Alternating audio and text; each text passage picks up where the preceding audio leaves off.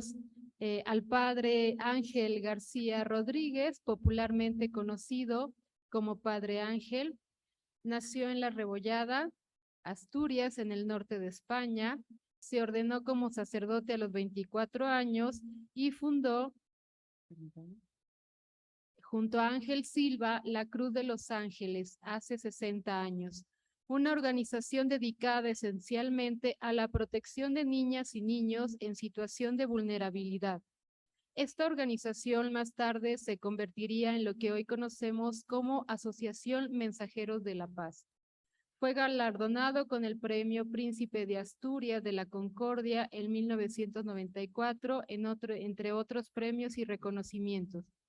Con el fin de trabajar en la asistencia y protección a sectores de la población más vulnerables, Mensajeros de la Paz creció en proyectos a favor de la infancia, mujeres víctimas de violencia de género, mayores, personas en situación de calle, personas que sufren soledad no deseada, etc. Solo en 2021, Mensajeros de la Paz atendió a casi 230,000 personas en 75 países. El tema que nos va a compartir el padre Ángel es ¿cómo es la gran ciudad? Una mirada sociológica, cultural, antropológica. Le dejo la palabra. Muchas gracias. Primero quiero agradecer a la organización de este Congreso Internacional de Pastoral Urbana la oportunidad que me brinda de poder hablar de uno de los proyectos que era un sueño que yo había tenido toda la vida, de poder tener una iglesia abierta las 24 horas del día en el centro de Madrid. Tuve que esperar a tener 78 años para poder realizar ese sueño. Cuando uno viene a este tipo de congresos o de reuniones, uno viene más que a hablar, a escuchar. Y yo he de decirles que con atención escuchaba de verdad. Nos hacía el primer obispo que como 3 preguntas, nos decía que guarden 3 minutos de silencio. Yo creo que guardamos alguno más de silencio en alguna ponencia, más de esos 3 minutos. Y después nos preguntaba a qué veníamos a este congreso. Y la tercera era que si Jesús viniera a este congreso, ¿qué diría? Y a esa tercera sí que yo encontré la respuesta. Me sonaba enseguida las palabras del Papa Francisco sobre la Iglesia. Tuve la oportunidad en aquel primer encuentro con él en Roma, cuando se dirigía a los periodistas, decir cómo me gustaría una iglesia pobre y para los pobres. Yo lo escuchaba con estos mismos oídos, y al que tenía al lado me pellizcaba porque no me creía que pudiéramos estar escuchando esto. Pero seguía diciendo que abrir las puertas de las iglesias, que la iglesia fuera como un hospital de campaña donde se pudieran curar las heridas por dentro y por fuera. Y esas son lo que yo escuchaba en este congreso, más que venir a decirles palabras. Escuchar también del mismo cardenal algo que uno sigue dando muchas vueltas. Yo no lo sabía por primera vez. Cuando uno entra en Google, podemos entrar en el móvil mientras estaba, y le preguntaba qué es una parroquia y qué es un párroco. La verdad es que lo que dice son cosas, es un territorio eclesial donde está de un párroco el que tiene los destinos de eso. Sin embargo, si le preguntamos al Papa qué es un párroco, no dice lo que dice Google, y está todavía en Google. Párroco dice que sea ese sacerdote, ese pastor, que sepa oler bien a olor de ovejas a las personas. Eso es lo que es ser un párroco. Y después el cardenal, que yo ya le había escuchado en algún otro momento, tuve la oportunidad de venir a su toma de posesión acá, pero había escuchado en algún otro momento cómo es hoy imprescindible que las parroquias nos imaginemos, nos busquemos, que no puede ser Yo nunca había sabido, hoy me había enterado que vienen desde el siglo IV. Venimos con la estructura desde el mismo siglo IV. Estamos en el siglo XXI. No me extraña que muchas de las parroquias, muchas de las iglesias están hechas en los altos, en los que están impedidos o los que estamos impedidos a veces no puedan subir a la iglesia. Y que la iglesia, sobre todo, que fuera pues una familia en la que sí haya algún reglamento, algunas reglas, pero que no haya tantas trabas.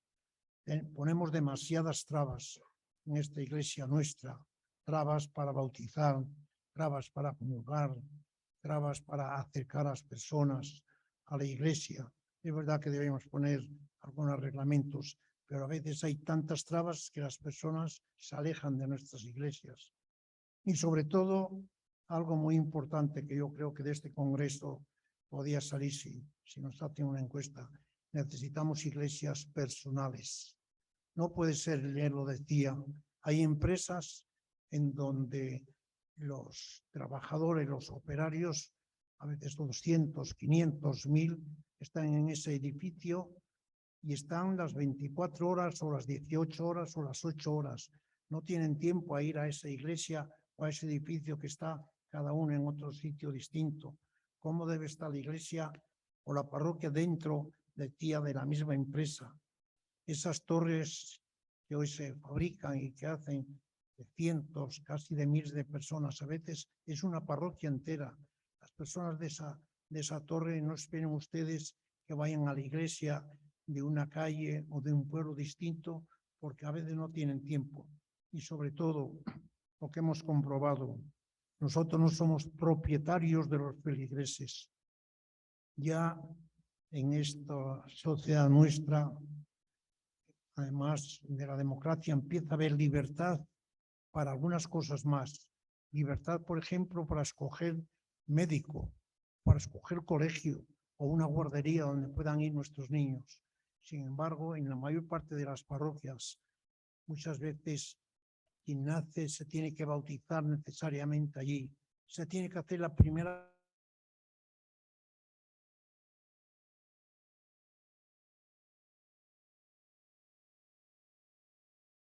comunión necesariamente, que podamos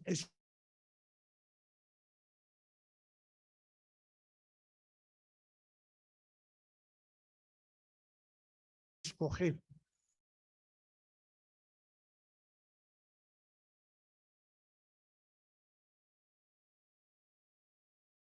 Comienzan, y aquí en México ha hecho una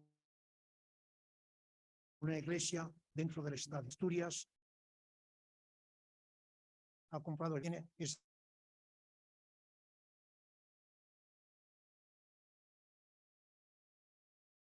hacer una iglesia, encontrar para poder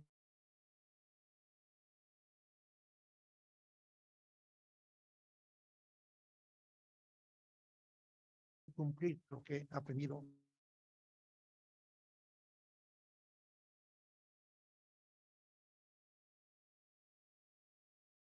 Aunque aquí nuestra de iglesia es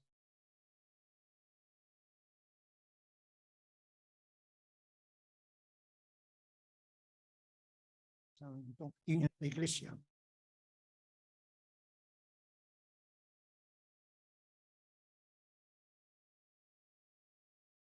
una iglesia que se encuentre en un lugar, en una zona de bares, de discotecas,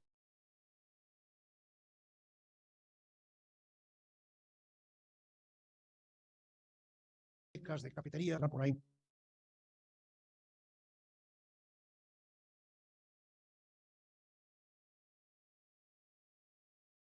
La Real a los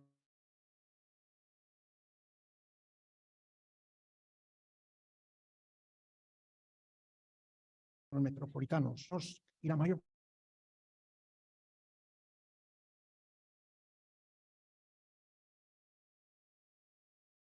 parte de las veces libros de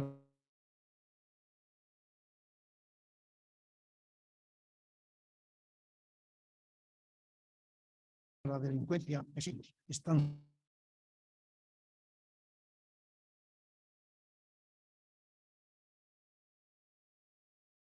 solos. la soledad de una parroquia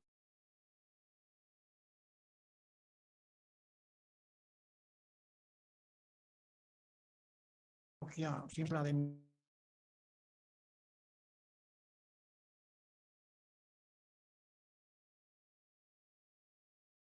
misericordia. El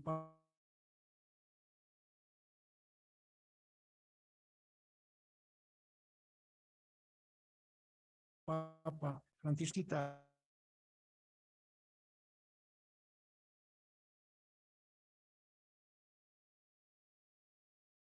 o eso, de las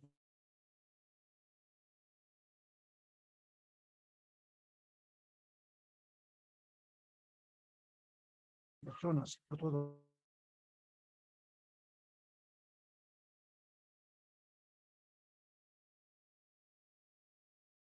el mundo implica.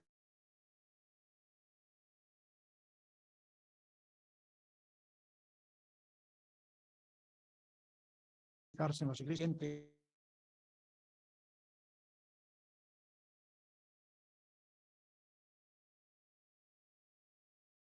esa cierta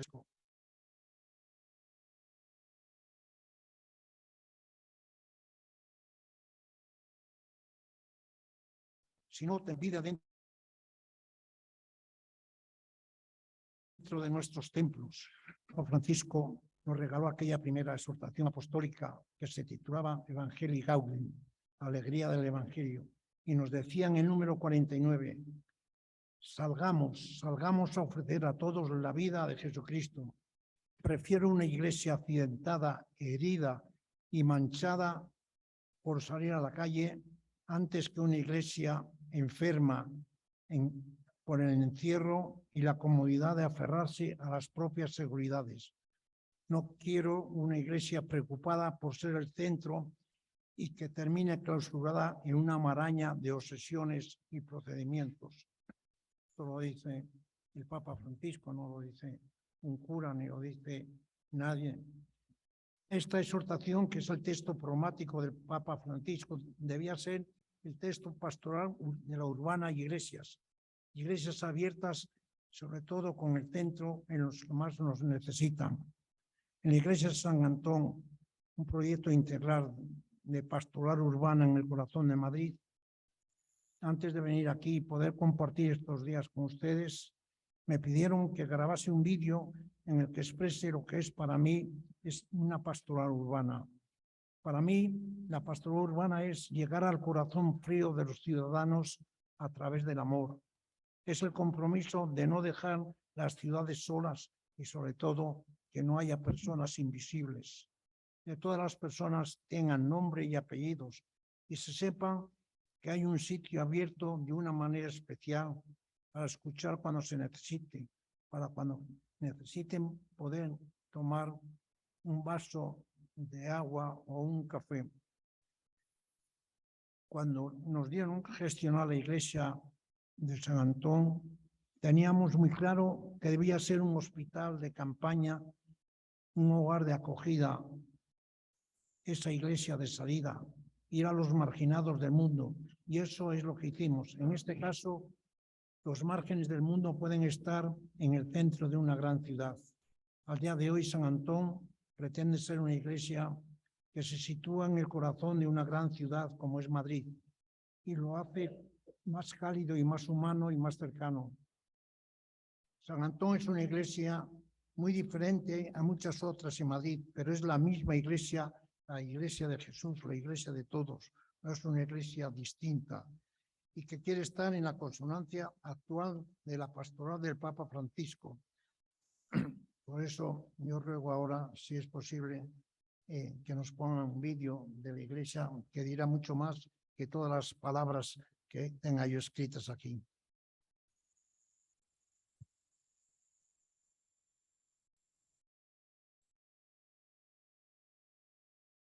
El templo está abierto durante toda la noche. Agradecemos mucho su participación y tenemos una pregunta.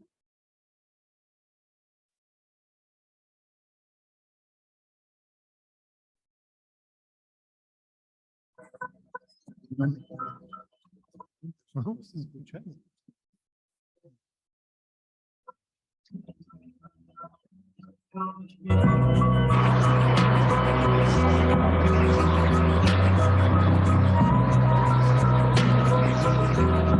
un euro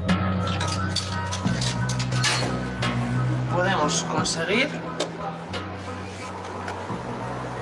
un bote de tomate que donamos a un banco solidario. Soy Mila, de Comando Actualidad. Muy buenas. Ese templo está abierto durante toda la noche. En lo que, bueno, arreglan el audio, vayan pensando sus preguntas, por favor. Ahorita terminando este panel va a haber un tiempo pequeño de preguntas. Yo sé que ya tenemos hambre, pero bueno, no queremos que se vayan o por lo menos que también los conferencistas tengan, ¿no? Bueno, se vayan sin sus dudas e inquietudes. ¿Ya está listo? Adelante. Otro templo está abierto durante toda la noche.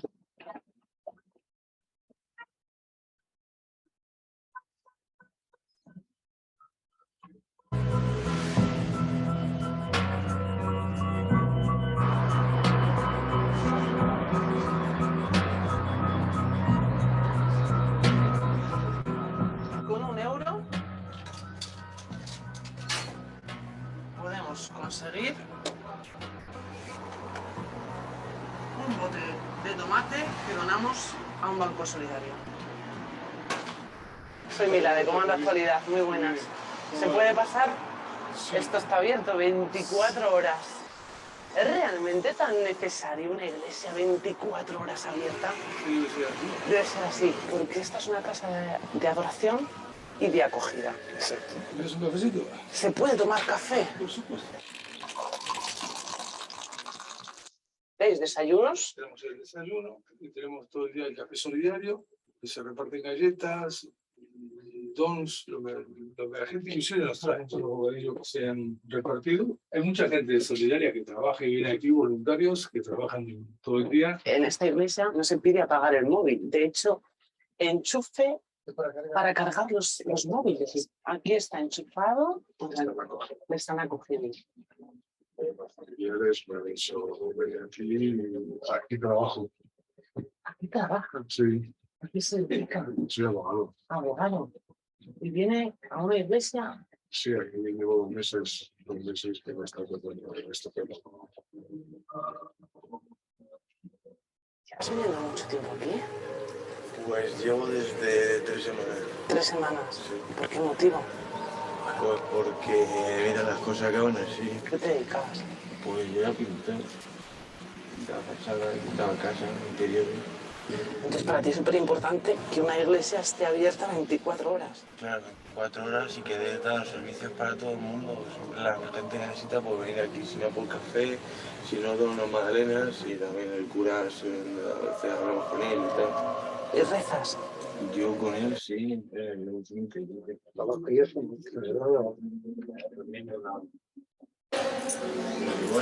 no te pones a pedir o eso, Muy buenas. No sé si interrumpimos. Nos dicen que es una forma de confesar Sí, distinta, más moderna. yo creo que a veces me consuelan ellos más a mí que Sí. yo a ellos, porque la vida de ellos es una vida que merece la pena conocerla. Padre Ángel ha decidido abrir una iglesia 24 horas al día. Hay farmacias, hay panaderías, hay para ir a comprar una pizza, peluquerías abiertas, porque no digo ver una iglesia también abierta. Esta es una casa de oración y de acogida, y a veces uno necesita no solo comer, necesita a veces pues un poco de paz. Y eso todos los que vienen aquí la encuentran. Si vas y ves en el libro de firmas, muchos que dicen soy ateo, no soy católico, no he pisado una iglesia, pero esta sí porque me siento algo. Y yo es de lo que me siento feliz. He necesitado casi llegar a los 70 y muchos años para poder realizar el sueño. Yo siempre tenía interés y un sueño de poder tener una iglesia abierta 24 horas.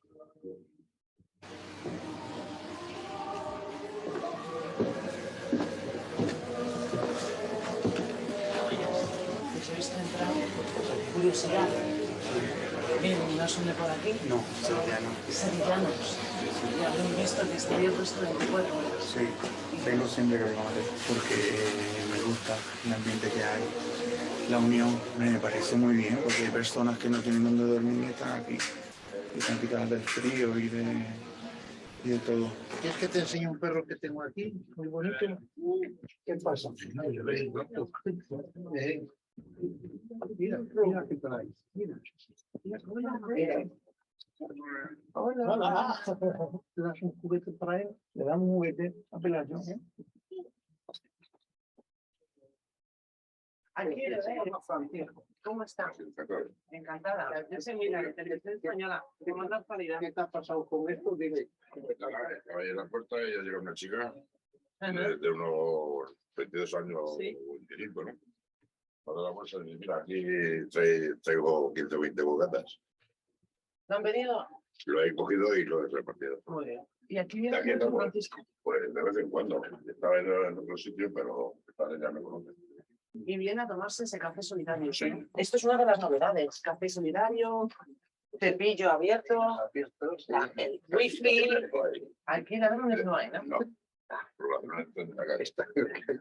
Hay un refrán que dice, el que madruga Dios le ayuda. Y a los que trasnochan, que Yo creo que eso no les ayuda, ¿no? A lo que Sancho también le tiene que ayudar. ¿verdad?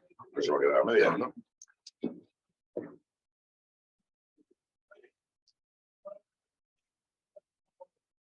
Te voy a poner más guapo que yo, ya verás. No lo ha hecho nunca. Cuando te vea ahora tu señora, ¿qué va a decir? Va a creer que te metes a cura, ¿no? En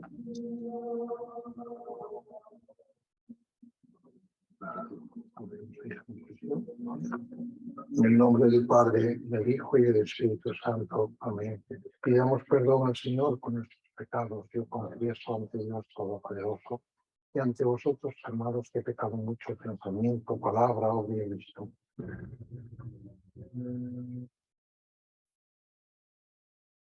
No.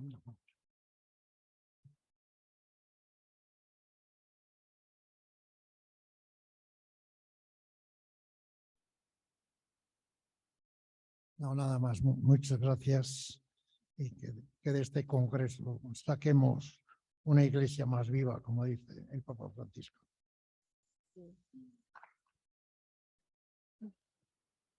Muchas gracias, Padre Ángel. Ajá. Bueno, antes de agradecerles a nuestros panelistas, levanten la mano quien quiera hacer alguna pregunta. Habrá algunos jóvenes que pasarán, ¿no? Una tarjetita donde ustedes pueden ahí escribir su pregunta y entonces nos las harán llegar. Y pues agradecemos, ¿no? Al doctor Jesús Serrano, al presbítero maestro Jorge, perdón, y al padre Ángel García, pues por esta gran iluminación. Si también desean hacer alguna pregunta a alguno de los otros conferencistas, adelante, se las haremos llegar. Y después los chicos nos harán llegar las preguntas. Mientras también menciono que el próximo mes habrá un encuentro de parroquias hospital de campaña en Barcelona. Claro que sí, sí, adelante, padre. Aprovecho en los avisos. Si alguien quiere alguno de los libros que hemos escrito sobre las causas de la violencia, las propuestas de reconstrucción del tejido social están aquí en la mesa afuera. Gracias. Si ya escribieron su pregunta, igual, ¿no? Levanten la tarjetita para que los chicos pasen por ella y nos la hagan llegar. Por allá hay una persona que creo que quiere hacer una pregunta atrás.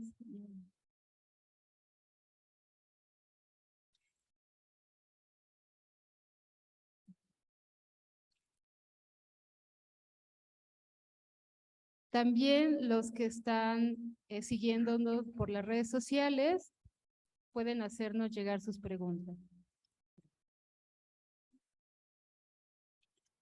En lo que veíamos el video, llegó una pregunta. No viene dirigida a alguien. Bueno, la realizo. Dice, ¿qué dinamismos o valores son válidos para el fortalecimiento o proyección de la vivencia o praxis de la fe cristiana católica? No sé si alguno de los panelistas desea responder esta pregunta. ¿Qué dinamismos o valores son válidos para el fortalecimiento o proyección de la vivencia o praxis de la fe cristiana católica?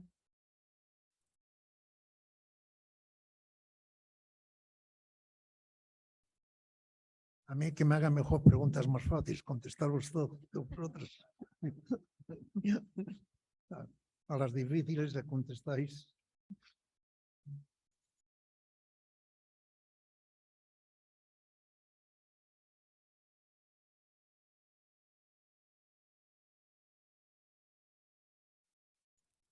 Pues sobre los valores, pues es muy amplio, ¿ah? Yo diría que Jesús pues predicaba el reino de Dios. Entonces no se predicaba a sí mismo, sino era el reino de Dios, los valores. Y yo creo que eso lo conocemos muy bien. Más bien diría que en la evangelización tiene que ver con seguir el modo de Jesús, el modo en que Jesús se acercaba a las personas, el modo en que se relacionaba con el dinero, con el pobre, el enfermo, la mujer. Yo creo que la evangelización tiene que ver con seguir un modo de proceder de Jesús, más que solo anunciar, sino de seguir a Jesús. Y los valores, yo he aprendido que los valores no se enseñan, que los valores se contagian. Entonces, más bien es con nuestro modo de ser, es como contagiamos de valores, pero yo creo que querer enseñar valores es difícil, porque al final, si tú enseñas valores y te ven haciendo otra cosa, eso es peor, sí, por ahí. Sí. Muchas gracias, padre. Bueno, esta pregunta sí va dirigida al doctor Serrano. En los retos que se mencionaron, ¿por qué cree que los jóvenes son los últimos?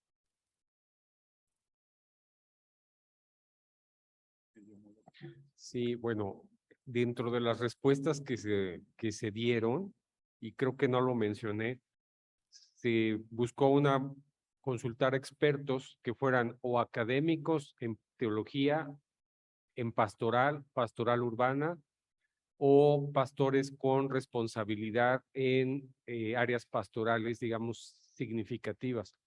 Y lo que llamó la atención a mí también es que dentro de las menciones de las preocupaciones, solamente dos personas mencionaron el tema de los jóvenes. Sinceramente, llama la atención. Yo no tendría una explicación a eso, simplemente es el reflejo de lo que nos transmitieron, pero difícilmente se podría pensar en un futuro de la iglesia que no acoja en primer lugar a los jóvenes. El tema es que los jóvenes normalmente no quieren ser, digamos, integrados en estructuras rígidas, y menos en esta época. Siempre ha sido el tema de lo fluido, lo espontáneo, lo divertido, digamos, pero haciéndome eco de lo que ya dijo aquí el padre Atilano, y quisiera secundar esta idea que creo que es muy importante, en dos sentidos. Que yo siempre hablo de los muchachos, los ninis, o por ejemplo los que son devotos de San Judas Tadeo, porque hay un estigma social muy fuerte sobre ellos.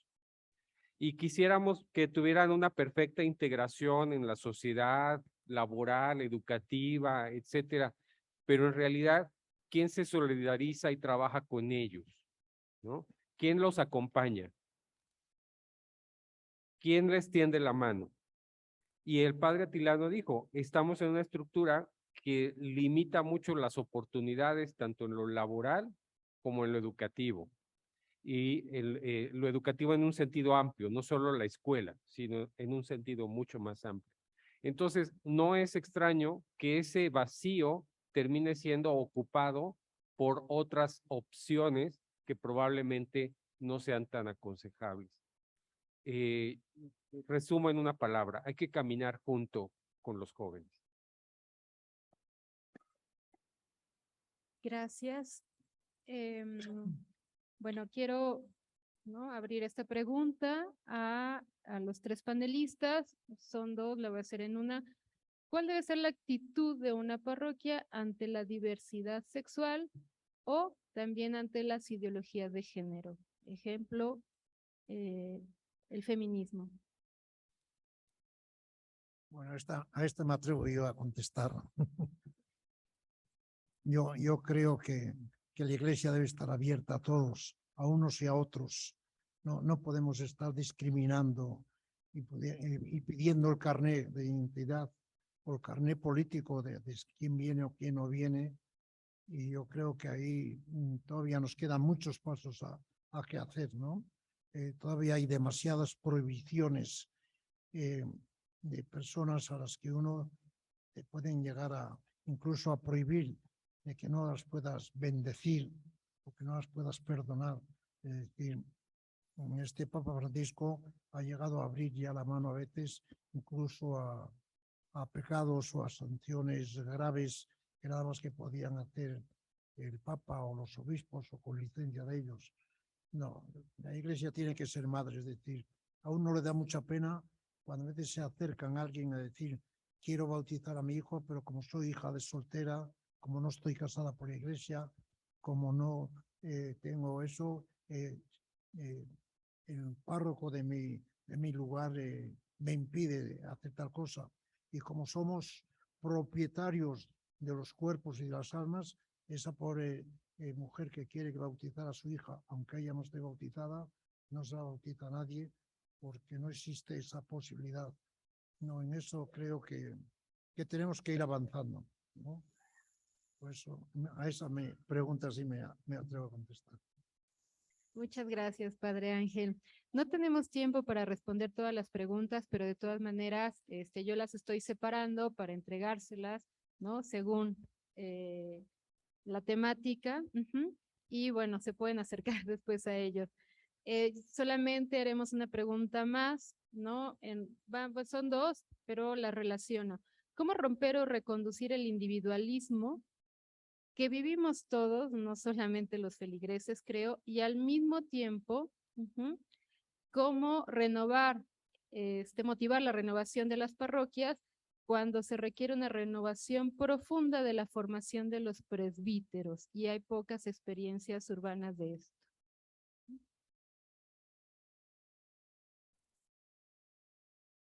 Yo creo que ante este individualismo que está haciendo mucho daño a la iglesia, a la familia, yo estaba pensando que lo que nos presentaban en la mañana de que se está alejando la gente de la iglesia también tiene que ver con el individualismo, que ha puesto en crisis todo lo comunitario, la familia, la iglesia, el sindicato, el ejido, o sea, todo lo comunitario está en crisis y lo que está de moda es la espiritualidad, pero individual. Yo decidir qué tipo de género voy a tener, o sea, está exacerbado el individualismo, pero ahí está la raíz. Yo creo que ante eso hay que recuperar al Dios trinitario, el Dios comunidad, que es el Espíritu Santo, que para trabajar necesita del Hijo, necesita del Padre. Yo creo que la Trinidad es ahora una voz profética, me parece que eso es importante. Y también subrayo que en esta situación de violencia que se ha dado en el país y con la muerte de los jesuitas en la Tarahumara, del padre Joaquín y el padre Javier, ha surgido también un sentido comunitario en la iglesia entre la SEM, la CIR y la provincia mexicana.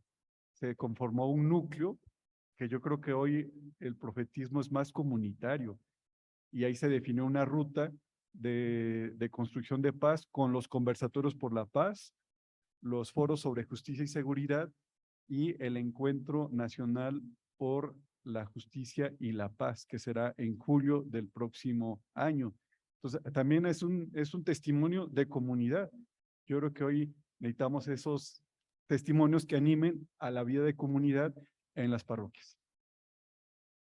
Pues agradecemos, ¿no?, a nuestros 3 panelistas y quisiera entregarles su reconocimiento. Las instituciones convocantes del Congreso Internacional de Pastoral Urbana, Ciudad de México, otorgan el presente reconocimiento al doctor Jesús Antonio Serrano Sánchez por su ponencia a la pastoral urbana en la actualidad, visión y perspectivas en torno a la parroquia. Un aplauso para él.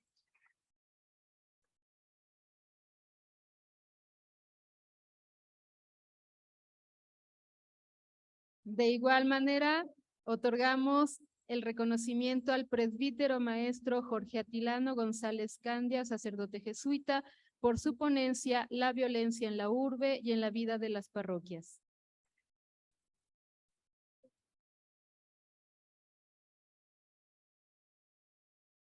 Y al presbítero Ángel García Rodríguez por su ponencia La urbe y la pastoral parroquial en tiempos de pandemia. Un fuerte aplauso para ellos 3 por su iluminación. Muchas gracias. Y bueno, los dejo con nuestros